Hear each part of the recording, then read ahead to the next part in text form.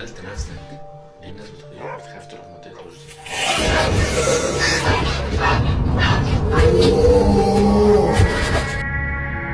طب ما تيجي أقول لك الناس اللي بتخاف تروح رشدي بسبب عمارة رشدي الشهيرة المعروفة، كلها بيحصل فيها أشباح وسكن فيها ناس كتير، كله بيشتكي من نفس الكلام.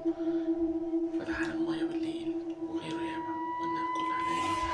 صوت الملاهي الصويت اللي بيحصل فيها في كليوباترا الموجود اسكندرية، مكان قلعة قايتباي بجوارها.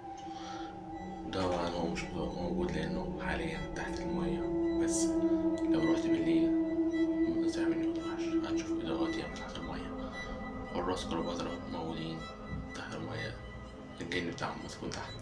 بيقولوا إن كليوباترا مدفون بقت جسمها تحت هي وحراسها، فهكذا زي أطلانتس، هي مقبرة قوم الشوافة الشهيرة طبعا باللي بيحصل فيها من كوارث، اختطاف ناس، اختفاء ناس، ظهور ناس، نار ياما وأصوات وإضاءات وهمهمات وحاجات ياما كبيرة بتحصل محدش شاف عنها حاجة، غير طبعا الناس اللي بتروح تدفن هناك.